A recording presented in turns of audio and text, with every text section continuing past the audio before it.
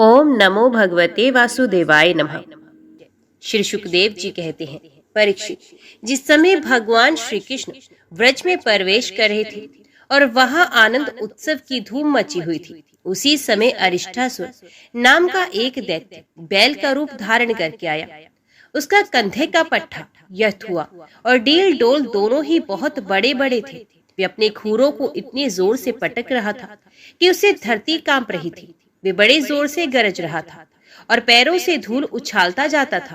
पूंछ खड़ी किए हुए थे और सींगों से चार दीवारी, खेतों की मेड़ आदि तोड़ता जाता था। बीच बीच में बार बार मुतता और गोबर छोड़ता था। आंखें फाड़कर इधर उधर दौड़ रहा था। परीक्षित, उसके जोर से हकड़ने से, निष्ठुर गर्जना से भयवश स्त्रियों और गौओं के 3-4 महीने के गर्भ स्रवित हो जाते थे और 5-6 महीने के गिर जाते थे। और तो क्या कहूं, उसके कुकुट को पर्वत समझकर बादल उस पर आकर ठहर जाते थे। परीक्षित, उस तीखे सींग वाले बैल को देखकर गोपियां और गोप सभी भयभीत हो गए। पशु तो इतने डर गए कि अपने रहने का स्थान छोड़कर भाग ही गए। उस समय सभी व्रजवासी श्री कृष्ण हमें इस भय से बचाओ, इस प्रकार पुकारते हुए भगवान श्री कृष्ण की शरण में आए। भगवान ने देखा कि हमारा गोकुल अत्यंत भयातुर हो रहा है। तब उन्होंने डरने की कोई बात नहीं है ये कहकर सबको ढांढस बंधाया। फिर वृषासुर को ललकारा, अरे मूर्ख, महादुष्ट, तू इन गौओं और ग्वालों को क्यों डरा रहा है? इससे क्या होगा? देख, तुझ जैसे दुरात्मा दुष्टों के बल का घमंड चूर चूर कर देने वाला ये मैं हूँ। इस प्रकार ललकार कर भगवान ने ताल ठोकी और उसे क्रोधित करने के लिए वे अपने एक सखा के गले में बाह डालकर खड़े हो गए। भगवान श्री कृष्ण की इस चुनौती से वे क्रोध के मारे तिलमिला उठा और अपने खुरों से बड़े जोर से धरती खोदता हुआ श्री कृष्ण की ओर झपटा। उस समय उसकी उठाई हुई पूंछ के धक्के से आकाश के बादल तितर बितर होने लगे। उसने अपने तीखे सींग आगे कर लिए, लाल लाल आंखों से टकटकी लगाकर श्री कृष्ण की ओर टेढ़ी नजर से देखता हुआ वे उन पर इतने वेग से टूटा मानो इंद्र के हाथ से छोड़ा हुआ वज्र हो। भगवान श्री कृष्ण ने अपने दोनों हाथों से उसके दोनों सींग पकड़ लिए और जैसे एक हाथी अपने से भिड़ने वाले दूसरे हाथी को पीछे हटा देता है, वैसे ही उन्होंने उसे 18 पग पीछे ढकेल कर गिरा दिया। भगवान की इस प्रकार ढकेल देने पर वे तुरंत ही उठकर खड़ा हुआ और क्रोध से अचेत होकर लंबी लंबी सांस छोड़ता हुआ फिर उन पर झपटा। उस समय उसका शरीर पसीने से लथपथ हो रहा था। भगवान ने जब देखा कि वे अब मुझ पर प्रहार करना ही चाहता है, तब उन्होंने उनके सींग पकड़ लिए और उसे लात मारकर जमीन पर गिरा दिया और फिर पैरों से दबाकर इस प्रकार उसका कचूमर निकाला जैसे कोई गीला कपड़ा निचोड़ रहा हो। इसके बाद उसी का सींग उखाड़कर उसको खूब पीटा जिससे वे पड़ा ही रह गया। इस प्रकार वे दैत्य मुंह से खून उगलता और गोबर मूत्र करता हुआ पैर पटकने लगा। उसकी आंखें उलट गई और उसने बड़े कष्ट के साथ प्राण छोड़े। अब देवता लोग भगवान पर फूल बरसा बरसा कर उनकी स्तुति करने लगे। जब भगवान श्री कृष्ण ने इस प्रकार बैल के रूप में आने वाले अरिष्टासुर को मार डाला, तब सभी गोप उनकी प्रशंसा करने लगे। उन्होंने बलराम जी के साथ गोष्ठ में प्रवेश किया और उन्हें देख देख कर गोपियों के नयन मन आनंद से भर गए। परीक्षित, भगवान की लीला अत्यंत अद्भुत है। इधर जब उन्होंने अरिष्टासुर को मार डाला, तब भगनवन्य नारद, जो लोगों को शीघ्र से शीघ्र भगवान का दर्शन कराते रहते हैं, कंस के पास पहुंचा। उन्होंने उससे कहा, हे कंस, जो कन्या तुम्हारे हाथ से छूटकर आकाश में चली गई, वे तो यशोदा की पुत्री थी, और व्रज में जो श्री कृष्ण है वे देवकी के पुत्र हैं। वहाँ जो बलराम जी हैं वे रोहिणी के पुत्र हैं।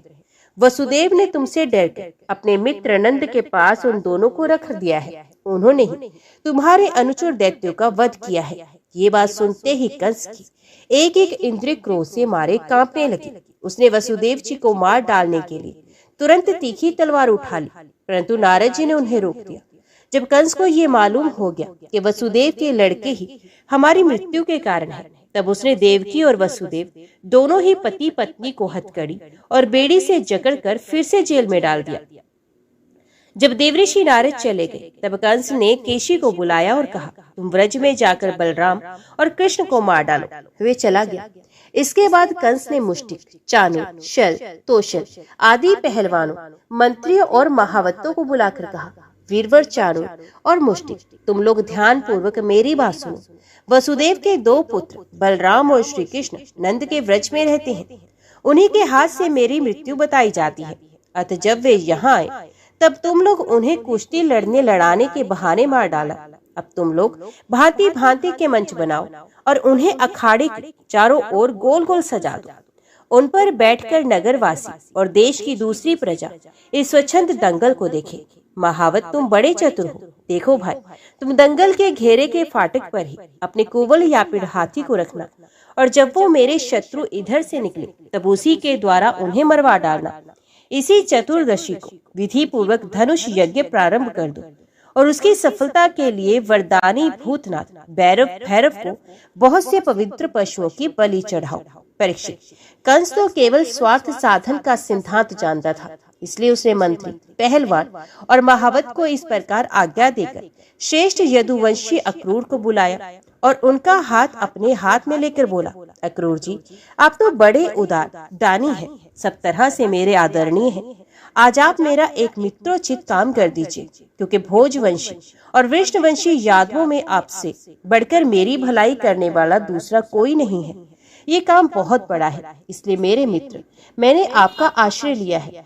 ठीक वैसे ही जैसे इंद्र समर्थ होने पर भी विष्णु का आश्रय लेकर अपना स्वार्थ साधता रहता है।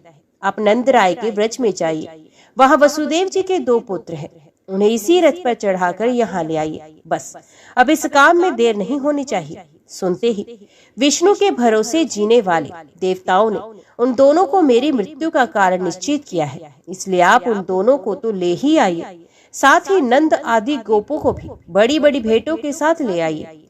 यहाँ आने पर मैं उन्हें अपने काल समान कुवलयापीड़ हाथी से मरवा डालूंगा। यदि वे कदाचित उस हाथी से बच भी गए तो मैं अपने वज्र के समान मजबूत और फुर्तीले पहलवान मुष्टिक, चाणूर आदि से उन्हें मरवा डालूंगा। उनके मारे जाने पर वसुदेव आदि वृष्ण, भोज और दशावंशी उनके भाई बंधु शोकाकुल हो जाएंगे। फिर उन्हें मैं अपने हाथों से मार डालूंगा। मेरा पिता उग्रसेन तो यूं तो बूढ़ा हो गया है, परंतु अभी उसको राज्य का लोभ बना हुआ है। ये सब कर चुकने के बाद मैं उसको, उसके भाई देवक को और दूसरे भी जो मुझसे द्वेष करने वाले हैं, उन सबको तलवार के घाट उतार डालूंगा। मेरे मित्र क्रूर जी, फिर तो मैं होऊंगा और आप होंगे तथा होगा इस पृथ्वी का कंटक राज्य। जरासंध हमारे बड़े बूढ़े ससुर हैं और वानर राज द्वित मेरे प्यारे सखा हैं। शंभरासुर, नरकासुर और बाणासुर ये तो मुझसे मित्रता करते ही हैं, मेरा मुंह देखते रहते हैं। इन सब की सहायता से मैं देवताओं के पक्षपाती नरपतियों को मारकर पृथ्वी का अकंटक राज्य भोगूंगा। ये सब अपनी गुप्त बातें मैंने आपको बता दी। अब आप जल्दी से जल्दी बलराम और श्री कृष्ण को यहाँ ले आइए। अभी तो वे बच्चे ही हैं, उनको मार डालने में क्या लगता है। उनसे केवल इतनी ही बात कहिएगा कि वे लोग धनुष यज्ञ के दर्शन और यदुवंशियों की राजधानी मथुरा की शोभा देखने के लिए यहाँ आ जाए। अक्रूर जी ने कहा, महाराज, आप अपनी मृत्यु, अपना अरिष्ट दूर करना चाहते हैं, इसलिए आपका ऐसा सोचना ठीक ही है। मनुष्य को चाहिए कि चाहे सफलता हो या असफलता, दोनों के प्रति संभाव रखना, अपना काम करता जाए। फल तो प्रयत्न से नहीं, देवी प्रेरणा से ही मिलता है। मनुष्य बड़े बड़े मनोरथों के पुल बांधता रहता है, परंतु वे ये नहीं जानता कि देव ने, प्रारब्ध ने इसे पहले से ही नष्ट कर रखा है। यही कारण है कि कभी प्रारब्ध के अनुकूल होने पर प्रयत्न सफल हो जाता है तो वे हर्ष से फूल उठता है, और प्रतिकूल होने पर विफल हो जाता है तो शोकग्रस्त हो जाता है। फिर भी आपकी आज्ञा का पालन तो कर ही रहा हूँ। कंस ने मंत्रियों और अक्रूर जी को इस प्रकार की आज्ञा देकर सबको विदा कर दिया। तदंतर वे अपने महल में चला गया और अक्रूर जी अपने घर लौट आए। परीक्षित, कंस ने जिस केशी नामक दैत्य को भेजा था, वे बड़े भारी घोड़े के रूप में मन के समान वेग से दौड़ता हुआ व्रज में आया। वे अपनी टापों से धरती को खड़कता जा रहा था। उसकी गर्दन के छितराए हुए बालों के झटके से आकाश के बादल और विमानों की भीड़ तितर बितर हो रही थी। उसकी भयानक हिनहिनाहट से सबके सब भय से कांप रहे थे। उसकी बड़ी बड़ी आंखें थी, मुंह क्या था, मानो किसी वृक्ष का खोड़र ही था। उसे देखने से ही डर लगता था। ये बड़ी मोटी गर्दन थी। शरीर इतना बड़ा था कि मालूम होता था काली काली बादल की घटा है। उसकी नियत में पाप भरा था। वे श्री कृष्ण को मारकर अपने स्वामी कंस का हित करना चाहता था। उसके चलने से भूकंप होने लगता था। भगवान श्री कृष्ण ने देखा कि उसके हिनहिनाहट से उनके आश्रित रहने वाला गोकुल भयभीत हो रहा है और उसकी पूंछ के बालों से बादल तितर बितर हो रहे हैं तथा वे लड़के के लिए उन्हीं को ढूंढ रहा है। तब वे बढ़कर उनके समान सामने आ गए और उन्होंने सिंह के समान गरजकर उसे ललकारा।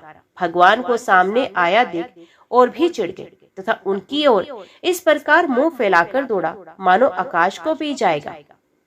सचमुच केशी का वेग बड़ा प्रचंड था। उस पर विजय पाना तो कठिन था ही, उसे पकड़ लेना और भी कठिन था।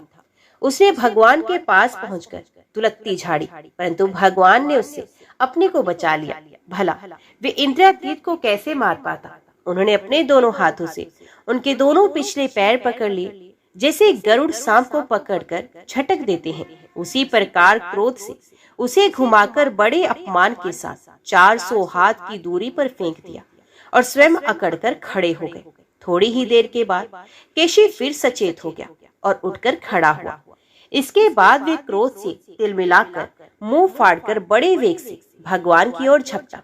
उसको दौड़ते देख भगवान मुस्कुराने लगे। उन्होंने अपना बायां हाथ उसके मुंह में इस प्रकार डाल दिया जैसे सर्प बिना किसी आशंका के अपने बिल में घुस जाता है। भगवान का अत्यंत कोमल कर कमल भी उस समय ऐसा हो गया मानो तपाया हुआ लोहा हो।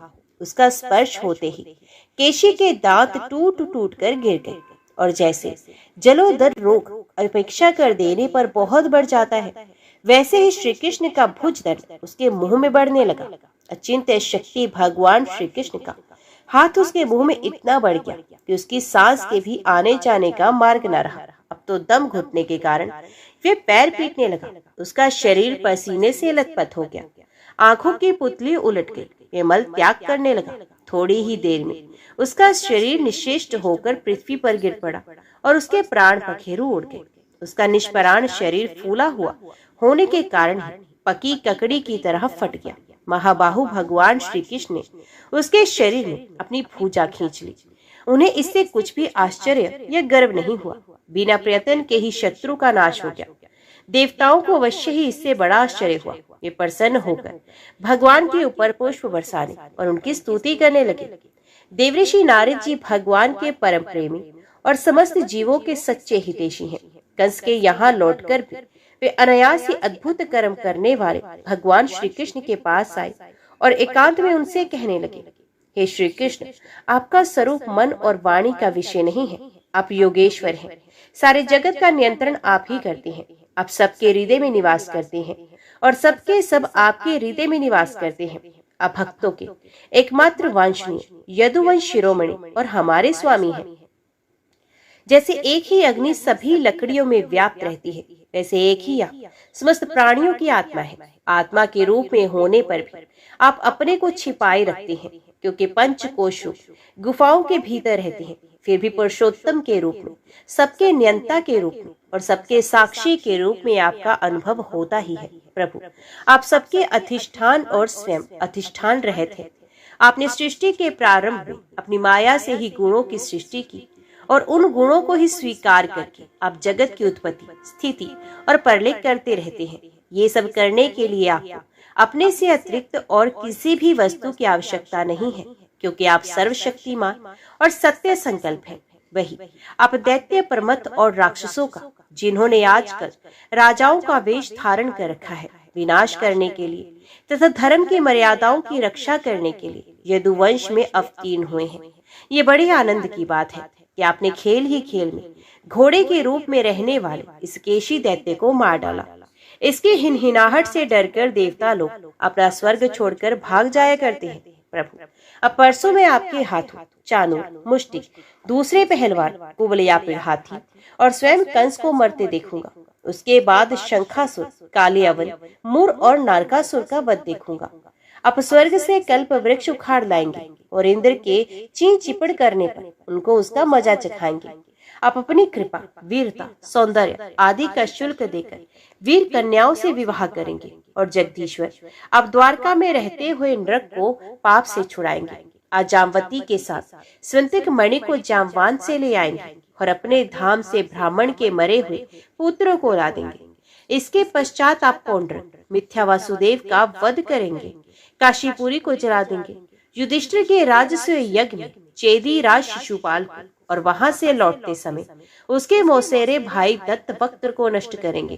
प्रभु, द्वारका में निवास करते समय आप और भी बहुत से पराक्रम प्रकट करेंगे, जिन्हें पृथ्वी के बड़े बड़े ज्ञानी और प्रतिभाशील पुरुष आगे चलकर गाएंगे। मैं वे सब देखूंगा। इसके बाद आप पृथ्वी का भार उतारने के लिए काल रूप से अर्जुन के सारथी बनेंगे और अनेक अक्षोहिणी सेना का संहार करेंगे। ये सब मैं अपनी आंखों से देखूंगा। प्रभु, आप विशुद्ध ज्ञान घन है, आपके स्वरूप में और किसी का अस्तित्व है ही नहीं। आप नित्य निरंतर अपने परम आनंद स्वरूप में स्थित रहते हैं, इसलिए सारे पदार्थ आपको नित्य प्राप्त है ही। आपका संकल्प अमोघ है। आपकी चिन्मय शक्ति के सामने माया और माया से होने वाला ये त्रिगुणमय संसार चक्र नित्य निर्वित है, कभी हुआ ही नहीं। ऐसे आप अखंड एक रस सच्चिदानंद स्वरूप नृत्य ऐश्वर्य संपन्न भगवान की मैं शरण ग्रहण करता हूँ। आप सबके अंतर्यामी और नियंता है, अपने आप में स्थित परम स्वतंत्र है। जगत और उसके अशेष विशेषों, भाव अभाव, रूप सारे भेद विभेदों की कल्पना केवल आपकी माया से ही हुई है। इस समय आपने अपनी लीला प्रकट करने के लिए मनुष्य का सा श्री विग्रह प्रकट किया है और आप यदु वृष्णि तथा 7 वंशों के शिरोमणि बने हैं। प्रभु, मैं आपको नमस्कार करता हूँ। परीक्षित, भगवान के परम प्रेमी भक्त देवऋषि नारद जी ने इस प्रकार भगवान की स्तुति और प्रणाम किया। भगवान के दर्शनों के एहसास से नारद जी का रोम रोम खिल उठा। तदंतर उनकी आज्ञा प्राप्त करके वे चले गए। इधर भगवान श्री कृष्ण केशी को लड़ाई में मारकर फिर अपने प्रेमी एवं प्रसन्नचित ग्वाल बालों के साथ पूर्वत पशुपालन के काम में लग गए तथा व्रजवासियों को परम आनंद वितरण करने लगे। एक समय वे ग्वाल बाल पहाड़ी की चोटियों पर गाय आदि पशुओं को चरा रहे थे तथा कुछ चोर और कुछ रक्षक बनकर छिपने छिपाने का लुका छुपी का खेल खेल रहे थे। राजन, उन लोगों में जो कुछ तो चोर है और जो कुछ रक्षक तथा कुछ भेड़ बन गए थे। इस प्रकार वे निर्भय होकर खेल में रम गए थे। उसी समय ग्वाल का वेश धारण करके व्योमासुर वहां आया। वे मायावियों के आचार्य मयासुर का पुत्र था और स्वयं भी बड़ा मायावी था। वे खेल में बहुधा चोर ही बनता और भेड़ बने हुए बहुत से बालकों को चुराकर छिपाता। वे महान असुर बार बार उन्हें ले जाकर एक पहाड़ की गुफा में डाल देता और उसका दरवाजा एक बड़ी चट्टान से ढक देता। इस प्रकार ग्वाल बालों में केवल 4-5 बालक ही बचे रहे। भक्तवत्सल, भगवान उसकी ये करतूत जान गए। जिस समय वे ग्वाल बालों को लिए जा रहा था, उसी समय उन्होंने जैसे सिंह भेड़ियों को दबोच ले, उसी प्रकार उसे धर दबोचा। व्योमासुर बड़ा बली था। उसके पहाड़ के समान अपनी असली रूप प्रकट कर दिया और चाहा कि अपने को छुड़ा लो, परंतु भगवान ने उसको इस प्रकार अपने शिकंजे में फंसा लिया था कि वे अपने को छुड़ा ना सका। तब भगवान श्री कृष्ण ने अपने दोनों हाथों से जकड़कर उसे भूमि पर गिरा दिया और पशु की भांति गला घोंट कर मार डाला।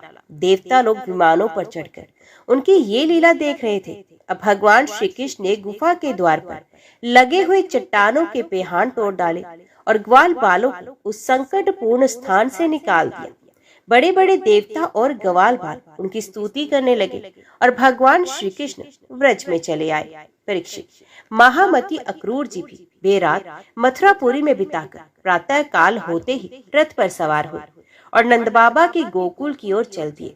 परम भाग्यवान अक्रूर जी ब्रज की यात्रा करते समय मार्ग में कमल नयन भगवान श्री कृष्ण की परम प्रेम में भक्ति से परिपूर्ण हो गए। वे इस प्रकार सोचने लगे, मैंने ऐसा कौन सा शुभ कर्म किया था, ऐसी कौन सी श्रेष्ठ तपस्या की, अथवा किसी सतपात्र को ऐसा कौन सा महत्वपूर्ण दान दिया जिसके फलस्वरूप आज मैं भगवान श्री कृष्ण के दर्शन करूंगा। मैं बड़ा विषयी हूँ। ऐसी स्थितियों में बड़े बड़े सात्विक पुरुष भी जिनके गुणों का ही गान करते रहते हैं, दर्शन नहीं कर पाते। उन भगवान के दर्शन मेरे लिए अत्यंत दुर्लभ है। ठीक वैसे ही जैसे शूद्र कुल के बालक के लिए वेदों का कीर्तन, परंतु नहीं, मुझ अधम को भी भगवान श्री कृष्ण के दर्शन होंगे ही, क्योंकि जैसे नदी में बहते हुए तिनके कभी कभी इस पार से उस पार लग जाते हैं, वैसे ही समय के प्रवाह से भी कहीं कोई इस संसार सागर को पार कर सकता है। अवश्य ही आज मेरे सारे अशुभ नष्ट हो जाएंगे। आज मेरा जन्म सफल हो गया है, क्योंकि आज मैं भगवान के उन चरण कमलों के साक्षात नमस्कार करूंगा जो बड़े बड़े योगी यतियों के भी केवल ध्यान के ही विषय हैं। अहो, कंस के भेजने मेरे ऊपर बड़ी ही कृपा की। उसी कंस ने भेजने से मैं इस भूतल पर अवतीर्ण स्वयं भगवान के चरण कमलों के दर्शन पाऊंगा, जिनके नवमंडल की कांति का ध्यान करके पहले युगों के ऋषि महर्षि इस अज्ञान रूप अपार अंधकार राशि को पार कर चुके हैं। स्वयं वही भगवान तो अवतार ग्रहण करके प्रकट हुए हैं। ब्रह्मा, शंकर, इंद्र आदि बड़े बड़े देवता जिन चरण कमलों उपासना करते हैं, स्वयं भगवती लक्ष्मी एक क्षण के लिए भी जिनकी सेवा नहीं छोड़ती। प्रेमी भक्तों के साथ बड़े बड़े ज्ञानी जिनकी आराधना में संलग्न रहते हैं। भगवान के वे चरण कमल गो को चराने के लिए ग्वाल बालों के साथ वन वन में विचरते हैं। वे ही सुर मुनि वंदित श्री चरण गोपियों के वक्ष स्थल पर लगी हुई केसर से रंग जाते हैं, चिन्हित हो जाते हैं। मैं अवश्य अवश्य उनका दर्शन करूंगा। मरकत मणि के समान सुस्निग्ध कांतिमान उनके कोमल कपोल है, तोते की ठोर के समान नुकीली नासिका है, होठों पर मंद मंद मुस्कान, प्रेम भरी चितवन, कमल से कोमल रत्नारे लोचन और कपोलों पर घुंघराली अलके लटक रही हैं। मैं प्रेम और मुक्ति के परम दानी श्री मुकुंद के उस मुख कमल का आज अवश्य दर्शन करूंगा, क्योंकि हरिणी मेरी दाई ओर से निकल रहे हैं। भगवान विष्णु पृथ्वी का भार उतारने के लिए स्वेच्छा से मनुष्य की लीला कर रहे हैं। वे संपूर्ण लावण्य के धाम है, सौंदर्य की मूर्तिमान निधि है। आज मुझे उन्हीं का दर्शन होगा, अवश्य होगा। आज मुझे सहज में ही आंखों का फल मिल जाएगा। भगवान इस कार्य कारण रूप जगत के दृष्टि मात्र है, और ऐसा होने पर भी दृष्टापन का अहंकार उन्हें छू तक नहीं पाया। उनकी चिन्मय शक्ति से अज्ञान के कारण होने वाला भेद भ्रम अज्ञान सहित दूर से ही निरस्त रहता है।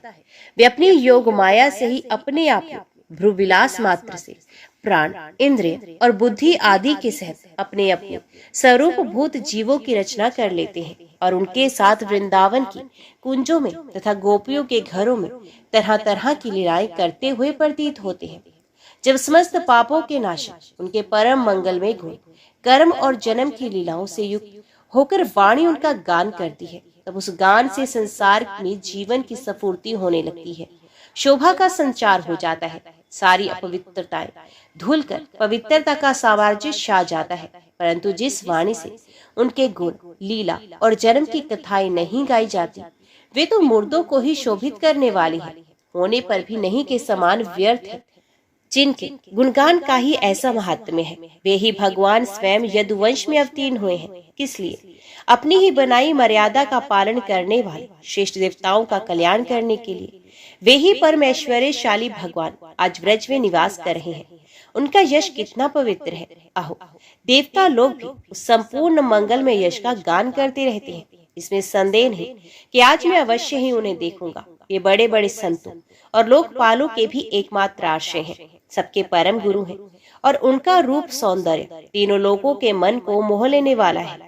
जो नेत्र वाले हैं, उनके लिए वे आनंद और रस की चरम सीमा है। इसी से स्वयं लक्ष्मी जी भी, जो सौंदर्य के अधीश्वरी हैं, उन्हें पाने के लिए लड़कती रहती हैं। हाँ, तो मैं उन्हें अवश्य देखूंगा, क्योंकि आज मेरा मंगल प्रभात है। आज मुझे प्रातः काल से अच्छे अच्छे शगुन दिख रहे हैं। जब मैं उन्हें देखूंगा, तब सर्वश्रेष्ठ पुरुष बलराम तथा श्री कृष्ण के चरणों में नमस्कार करने के लिए तुरंत रथ से कूद पड़ूंगा, उनके चरण पकड़ लूंगा। ओह, उनके चरण कितने दुर्लभ हैं। बड़े बड़े योगी यति आत्म साक्षात्कार के लिए मन ही मन अपने हृदय में उनके चरणों की धारणा करते हैं, और मैं तो उन्हें प्रत्यक्ष पा जाऊंगा और लौट जाऊंगा उन पर।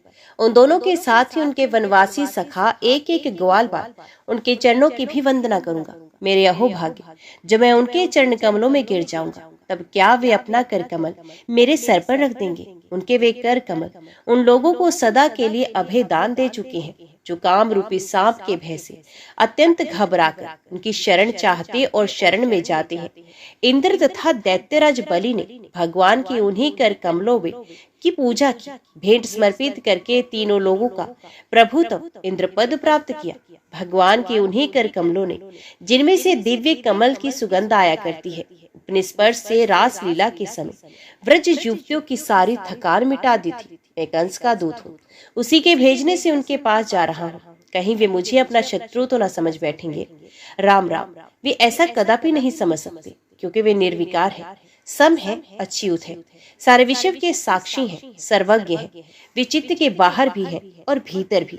वे क्षेत्रज्ञ रूप से स्थित होकर अंतकरण की एक एक चेष्टा को अपनी निर्मल ज्ञान दृष्टि के द्वारा देखते रहते हैं। तब मेरी शंका व्यर्थ है। अवश्य ही मैं उनके चरणों में हाथ जोड़कर विनीत भाव से खड़ा हो जाऊंगा। वे मुस्कुराते हुए दया भरी स्निग्ध दृष्टि से मेरी ओर देखेंगे। उस समय मेरे जन्म जन्म के समस्त अशुभ संस्कार उसी क्षण नष्ट हो जाएंगे और मैं निशंक होकर सदा के लिए परमानंद में मगन हो जाऊंगा। मैं उनके कुटुंब का हूँ और उनका अत्यंत हित चाहता हूँ। उनके सिवा और कोई मेरा आराध्य भी नहीं है। ऐसी स्थिति में वे अपनी लंबी लंबी बाहों से पकड़कर मुझे अवश्य अपने हृदय से लगा लेंगे। आहा, उसमें मेरी तो देह पवित्र होगी ही, वे दूसरों को पवित्र करने वाली भी बन जाएगी। और उसी समय उनका आलिंगन प्राप्त होते ही मेरे कर्म में बंधन, जिनके कारण मैं अनादि काल से भटक रहा हूँ, टूट जाएंगे। जब वे मेरा आलिंगन कर चुकेंगे और हाथ में मैं हाथ जोड़ सिर झुकाकर उनके सामने खड़ा हो जाऊंगा, तब वे मुझे चाचा अक्रूर इस प्रकार कहकर संबोधन करेंगे। क्यों ना हो, इस पवित्र और मधुर यश का विस्तार करने के लिए ही तो वे लीला कर रहे हैं। तब मेरा जीवन सफल हो जाएगा। भगवान श्री कृष्ण ने जिसको अपनाया नहीं, जिसे आदर नहीं दिया, उसके उस जन्म को, जीवन को धिक्कार है। ना तो उन्हें कोई प्रिय है, ना तो अप्रिय, ना तो उनका कोई आत्मीय सुहृद है, ना ही शत्रु। उनकी अपेक्षा का पात्र भी कोई नहीं। फिर भी जैसे कल्प वृक्ष अपने निकट आकर याचना करने वालों को उनकी मुहमांगी वस्तु देता है, वैसे ही भगवान श्री कृष्ण भी जो उन्हें जिस प्रकार भजता है, उसी रूप में भजते हैं। वे अपने प्रेमी भक्तों से ही पूर्ण प्रेम करते हैं। मैं उनके सामने विनीत भाव से सर झुकाकर खड़ा हो जाऊंगा और बलराम जी मुस्कुराते हुए मुझे अपने हृदय से लगा लेंगे और फिर मेरे दोनों हाथ पकड़कर मुझे घर के भीतर ले जाएंगे। वहां सब प्रकार से मेरा सत्कार करेंगे। इसके बाद मुझसे पूछेंगे कि कंस हमारे घर वालों के साथ कैसा व्यवहार करता है। परीक्षित, शक्ल नंदन अक्रूर मार्ग ने इसी चिंतन में डूबे डूबे रथ से नंदगांव पहुंच गए और सूर्य अस्ताचल पर चले गए, जिनके चरण कमल की रज का सभी लोकपाल अपने किरीटों के द्वारा सेवन करते हैं। अक्रूर जी ने गोष्ठ में उनके चरण चिन्हों के दर्शन किए। कमल, यव, अंकुश आदि असाधारण चिन्हों के द्वारा उनकी पहचान हो रही थी और उनसे पृथ्वी की शोभा बढ़ रही थी। उन चरण चिन्हों के दर्शन करते ही अक्रूर जी के हृदय में इतना आह्लाद हुआ कि वे अपने को संभाल न सके, विवल हो गए। प्रेम के आवेग से उनका रोम रोम खिल उठा, नेत्रों में आंसू भर आए और टप टप टपकने लगे। वे रथ से कूदकर उस धूलि में लौटने लगे और कहने लगे, अहो, ये हमारे प्रभु के चरणों की रज है। परीक्षित, कंस के संदेश से लेकर यहाँ तक अक्रूर जी के चित्त की जैसी अवस्था रही है, यही जीवों के देह धारण करने का परम लाभ है। इसलिए जीव मात्र का यही परम कर्तव्य है कि दंभ, भय और शोक त्याग कर भगवान की मूर्ति, चिन्ह, लीला, स्थान तथा गुणों के दर्शन, श्रवण आदि के द्वारा ऐसा ही भाव संपादन करे। ब्रज में पहुंचकर अक्रूर जी ने श्री कृष्ण और बलराम दोनों भाइयों को गाय दोहने के स्थान में विराजमान देखा। श्याम सुंदर श्री कृष्ण पीताम्बर धारण किए थे और गौर सुंदर बलराम नीलांबर। उनके नेत्र शरतकालीन कमल के समान खिले हुए थे। उन्होंने अभी किशोर अवस्था में प्रवेश किया था। वे दोनों गोर, श्याम निखिल सौंदर्य की खान थे। घुटनों का स्पर्श करने वाली लंबी लंबी भुजाएं, सुंदर बदन, परम मनोहर और गज शावक के समान ललित चाल थी। उनके चरणों में ध्वजा, वज्र, अंकुश और कमल के चिन्ह थे। जब वे चलते थे, उनसे चिन्हित होकर पृथ्वी शोभायमान हो जाती थी। उनकी मंद मंद मुस्कान और चितवन ऐसी थी मानो दया बरस रही हो। वे उदारता की तो मानो मूर्ति ही थे। उनकी एक एक लीला उदारता और सुंदर कला से भरी थी। गले में वनमाला और मणियों के हार जगमगा रहे थे। उन्होंने अभी अभी स्नान करके निर्मल वस्त्र पहने थे और शरीर में पवित्र अंगराग तथा चंदन का लेप किया था। परीक्षित, अक्रूर ने देखा कि जगत के आदिकरण, जगत के परम पति पुरुषोत्तम ही संसार की रक्षा के लिए अपने संपूर्ण अंशों से बलराम जी और श्री कृष्ण के रूप में अवतीर्ण होकर अपनी अंगकांति से दिशाओं का अंधकार दूर कर रहे हैं। वे ऐसे भले मालूम होते थे जैसे सोने से मढ़े हुए मरकत मणि और चांदी के पर्वत चगमगा रहे हों। उन्हें देखते ही अक्रूर जी प्रेमावेग से अधीर होकर रथ से कूद पड़े और भगवान श्री कृष्ण तथा बलराम के चरणों के पास साष्टांग लौट गए। परीक्षित, भगवान के दर्शन से उन्हें इतना आह्लाद हुआ कि उनके नेत्र आंसू से सर्वथा भर गए। सारे शरीर में पुलकावली छा गई। उत्कंठावश गला भर आने के कारण वे अपना नाम भी न बता सके। शरणागत वत्सल भगवान श्री कृष्ण उनके मन का भाव जान गए। उन्होंने बड़ी प्रसन्नता से चक्रांकित हाथों के द्वारा उन्हें खींचकर उठाया और हृदय से लगा लिया। इसके बाद जब वे परम मनस्वी श्री बलराम जी के सामने विनीत भाव से खड़े हो गए, तब उन्होंने उनको गले लगा लिया और उनका एक हाथ श्री कृष्ण ने पकड़ा तथा दूसरा बलराम जी ने।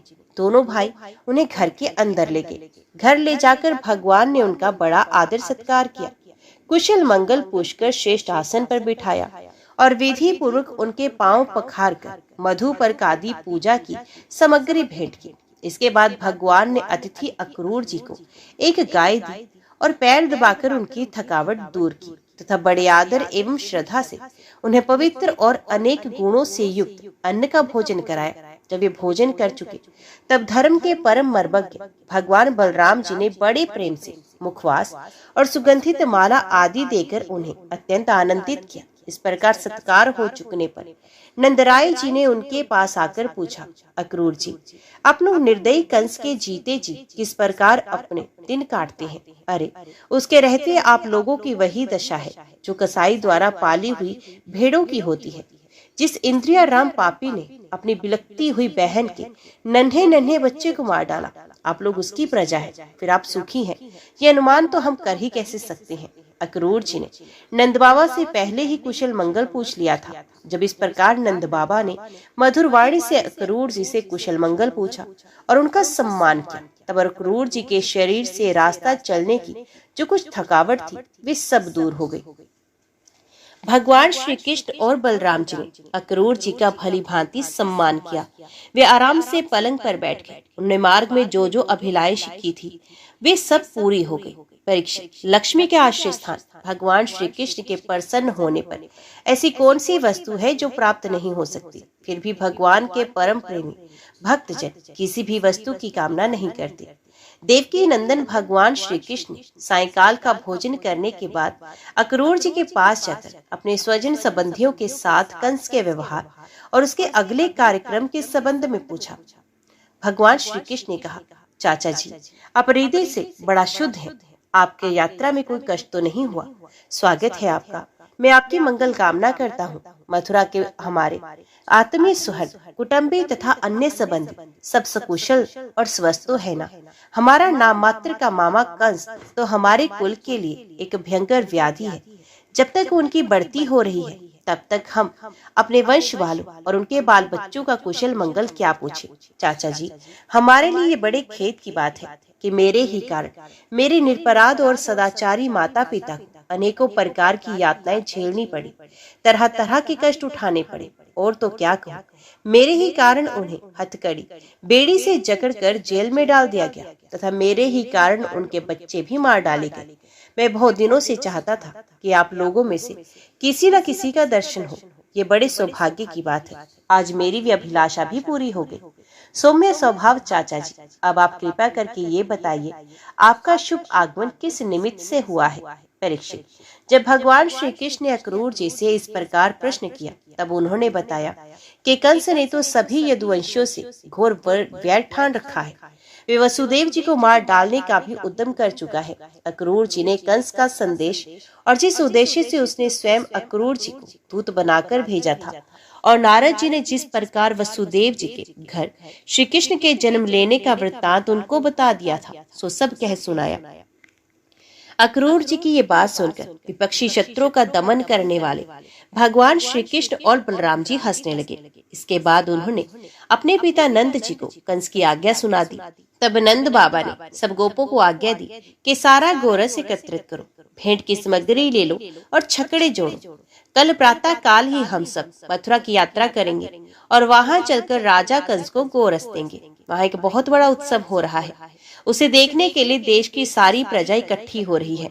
हम लोग भी उसे देखेंगे। नंद बाबा ने गांव के कोतवाल के द्वारा ये घोषणा सारे व्रज में करवा दी। परीक्षित, जब गोपियों ने सुना कि हमारे मनमोहन श्याम सुंदर और गौर सुंदर बलराम जी को मथुरा ले जाने के लिए अक्रूर जी व्रज में आए हैं, तब उनके हृदय में बड़ी व्यथा हुई।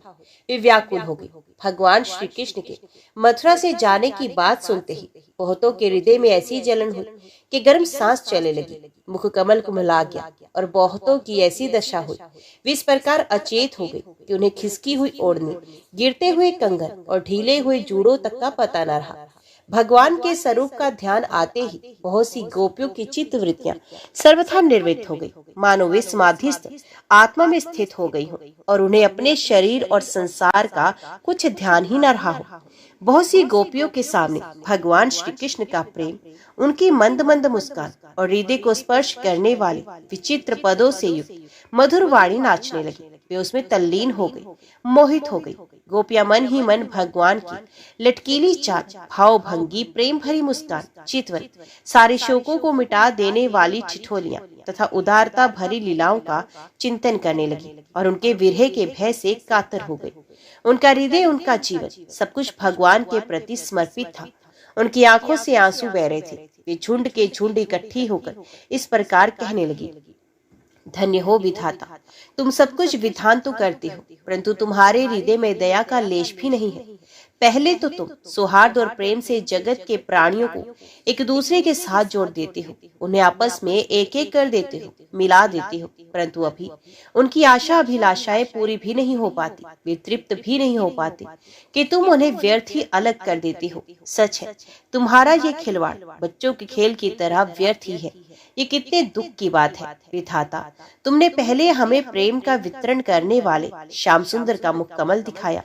कितना सुंदर है वे, काले काले घुंघराले बाल कपोलों पर झलक रहे हैं, मरकत मणि से चिकने सुनिग्ध कपोल और तोते की चोंच से सुंदर नासिका तथा अधरों पर मंद मंद मुस्कान की सुंदर रेखा जो सारे शोकों को तत्क्षण भगा देती है। विधाता, तुमने एक बार तो हमें वे परम सुंदर मुख कमल दिखाया और अब उसे ही हमारी आंखों से ओझल कर रहे हो। सचमुच तुम्हारी ये करतूत बहुत ही अनुचित है। हम जानती हैं इसमें अक्रूर का दोष नहीं है, ये तो साफ तुम्हारी क्रूरता है। वास्तव में तुम ही अक्रूर के नाम से यहाँ आए हो और अपनी ही दो दी हुई आंखें तुम हमसे अमूर्ख की भांति छीन रहे हो। इनके द्वारा हम श्याम सुंदर के एक एक अंग में तुम्हारी सृष्टि का संपूर्ण सौंदर्य निहारती रहती थी। विधाता, तुम्हें ऐसा नहीं चाहिए करना। आहो नंद नंदन, श्याम सुंदर को भी नए नए लोगों से स्नेह लगाने की चाट पड़ गई है। देखो तो सही, इनका सौहार्द, इनका प्रेम एक क्षण में ही चला गया। हम तो अपने घर द्वार, स्वजन संबंधी, पति पुत्र आदि को छोड़कर इनकी दासी बनी और इन्हीं के लिए आज हमारा हृदय शोकातुर हो रहा है, परंतु ये ऐसे हैं कि हमारी ओर देखते तक नहीं।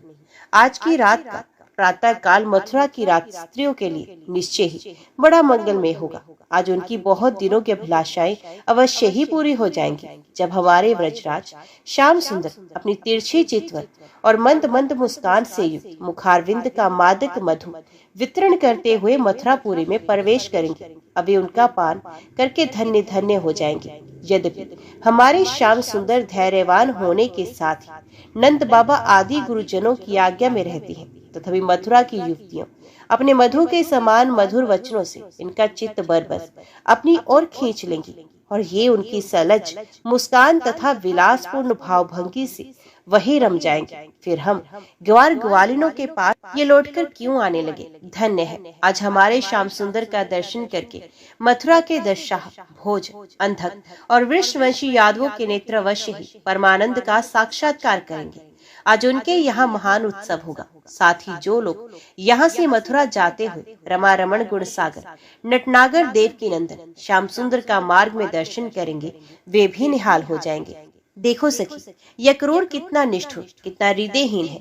इधर तो हम गोपियां इतनी दुखित हो रही हैं, और ये हमारे परम प्रियतम नंद दुलारे श्याम सुंदर को हमारी आंखों से ओझल करके बहुत दूर ले जाना चाहता है, और दो बात कहकर हमें धीरज भी बंधा रहा है, आश्वासन भी नहीं देता। सचमुच ऐसे अत्यंत क्रूर पुरुष का अक्रूर नाम नहीं होना चाहिए था। सखी, हमारे ये श्याम सुंदर भी तो कम निष्ठुर नहीं है। देखो देखो, वे भी रथ पर बैठ गए, और मतवाले गोपगण छकड़ों द्वारा उनके साथ जाने के लिए कितनी जल्दी मचा रहे हैं। सचमुच ये मूर्ख हैं, और हमारे बड़े बूढ़े, उन्होंने तो इन लोगों की जल्दबाजी देखकर उपेक्षा कर दी है कि जाओ जो मन में आए करो। अब हम क्या करें? आज विधाता सर्वथा हमारे प्रतिकूल चेष्टा कर रहा है। चलो हम स्वयं ही चलकर अपने प्राण प्यारे श्याम सुंदर को रोकेंगे। कुल के बड़े बूढ़े और बंधुजन हमारा क्या कर लेंगे? अरे सखी, हम आधे क्षण के लिए भी प्राण वल्लभ नंद नंदन का संग छोड़ने में असमर्थ थी। आज हमारे दुर्भाग्य ने हमारे सामने उनका वियोग उपस्थित करके हमारे चित्त को विनष्ट एवं व्याकुल कर दिया है। सखियों, जिनकी प्रेम भरी मनोहर मुस्कान, रहस्य की मीठी मीठी बातें, विलासपूर्ण चितवन और प्रेम आलिंगन से हमारे रासलीला की वे रात्रियां, जो बहुत विशाल थी, एक क्षण के समान बिता दी थी, अब भला उनके बिना हम उन्हीं की दी हुई अपार विरह व्यथा का पार कैसे पाएंगे? एक दिन की ही नहीं, प्रतिदिन की बात है। सायंकाल में प्रतिदिन वे ग्वाल बालों से घिरे हुए बलराम जी के साथ वन से गोई चराकर लौटते हैं। उनकी काली काली घुंघराली अलकी और गले के पुष्पहार गौ के खुर की रस से ढके रहते हैं। वे बांसुरी बजाते हुए अपनी मंद मंद मुस्कान और तिरछी चितवन से देख देख कर हमारे हृदय को भेद डालते हैं। उनके बिना भला हम कैसे जी सकेंगे?